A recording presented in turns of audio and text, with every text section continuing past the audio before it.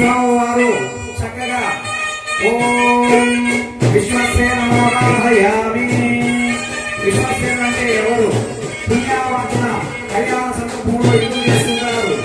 అలాగే సూర్యుడు అంటే ఇది, మహాసంకల్పం అంటే ఏంటి, గోదాన వలన ఏంటి ఉపయోగము, కన్యాదానం చేయడం వల్ల ఏంటి ఉపయోగము, అలాగే అక్షరారోపణం, యుద్ధం చేయడం, మాంగళ్య ధారణ, ఇవన్నీ కూడా ఆ స్వామి ఎంతో చక్కగా వివరిస్తారు. ఒకరు చక్కగా మంత్రాన్ని చదువుతారు, ఒకరు చక్కగా క్రియ చేస్తారు, ఒకరు చక్కగా దానికి అర్థము తాత్పర్యాన్ని మీకు చక్కగా చెప్పడం జరుగుతుంది. కాబట్టి మనం తెలుసుకోవడమే కాకుండా మీ పిల్లలు కూడా సనాతన ధర్మ సాంప్రదాయాలను ఇక్కడ జరిగే యొక్క తంతులు ఏదైతే ఉందో అవన్నీ మీ పిల్లలు కూడా ఈ మంచిని ఆ కళ్యాణ మహోత్సవాన్ని విశేషాలను తెలియపరిచి వారందరూ మంచి మార్గాన్ని రావాలని ఆశిస్తూ లోక కళ్యాణం కోసం చేసే కళ్యాణ మహోత్సవంలో ఈ బ్రహ్మోత్సవంలో ఎంతో విశేషమైంది. కాబట్టి అందరూ కూడా త్వరగా రావాలి. మీతో పాటు పెద్దవాళ్ళు కూడా త్వరగా వచ్చి చక్కగా చెల్లించవలసిందిగా కోరుతున్నాం. అలాగే కళ్యాణమైన ప్రధానంతరము అందరూ కూడా మూల విరాటైన సీతారామచంద్ర స్వామి దేవస్థానానికి వచ్చి తీర్థము, శకారి, గోమోరవ, తేనె, చక్కెర, జీడిపప్పు, ద్రాక్షాన్ని కలిపి ప్రసాదాన్ని తయారు చేశాము. స్వామి ప్రసాదాన్ని భక్తిలో తీసుకొని తర్వాత అక్షంత శిరస్సుని ధరించి అన్న సంతరణ కార్యక్రమం జయప్రదం చేయవలసిందిగా 50 మంది భక్తులను కోరుతున్నాం. జై శ్రీరామ్, జయ జయ శ్రీరామ్. ఓం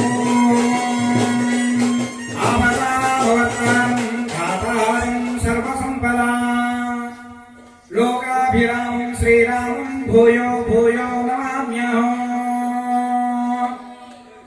ఎంత అందగాడంటే స్వామివారు ఆజానుబాహుం అరవింద దళాయతాక్షం, చక్కటి యొక్క కనులు కలిగిన వాడు, చక్కటి రూపం కలిగిన వాడు, చక్కటి యొక్క చేతులు భుజాలు ఏవైతే ఉన్నాయో మోకాల కింద కొన్ని చక్కగా ఉండేవాడు.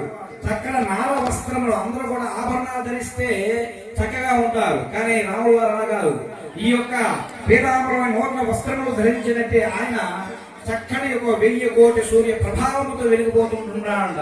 అందుకే స్త్రీలకి ఆయన మీద వ్యామోహం కలిగింది. అదే కాకుండా పురుషులైన సన్యాసులకు కూడా రాముడు ఒక్కసారి ముద్దు పెట్టుకుంటే బాగుండే, స్వామివారిని మనస్ఫూర్తిగా భక్తితో గౌరవించుకుంటే బాగుండే అనే ఒక తత్వంతో ఉన్నారు. అంటే ఆయన ఎంత అందగాడని మనం చెప్పాలి.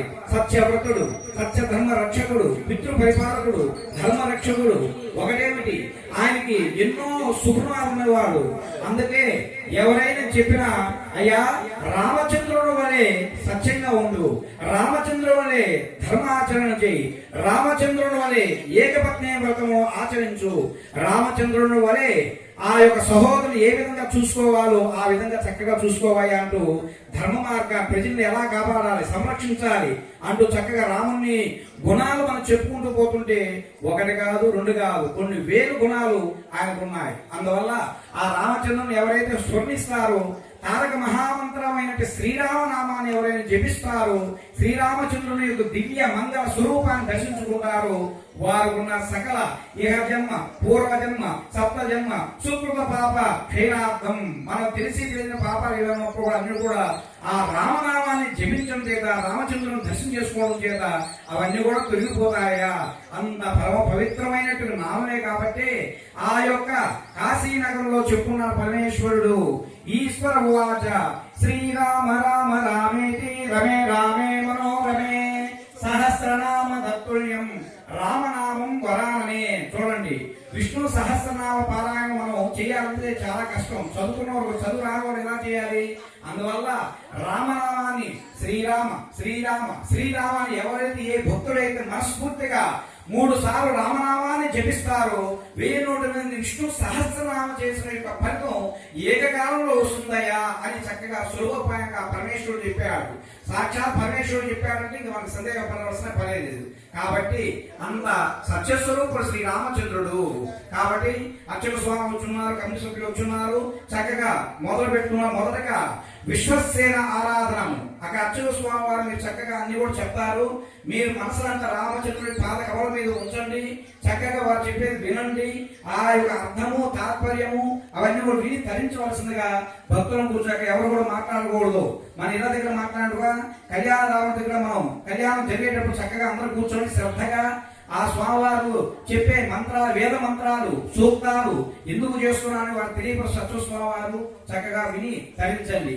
జై శ్రీరామ్, జై జై శ్రీరామ్. అయ్యా భజంత్రులు అందరూ ఒక కీర్తన, మంచి కీర్తన పాడాలి.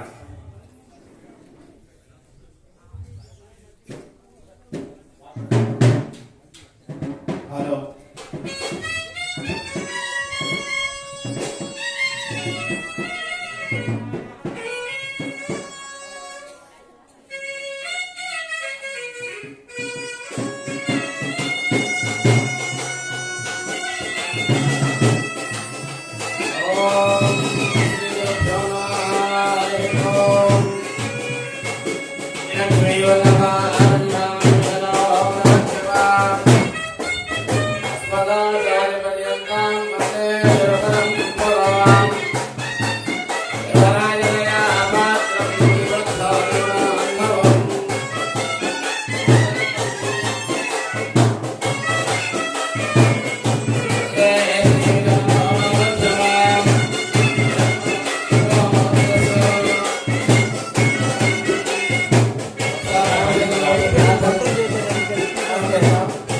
ఈరోజు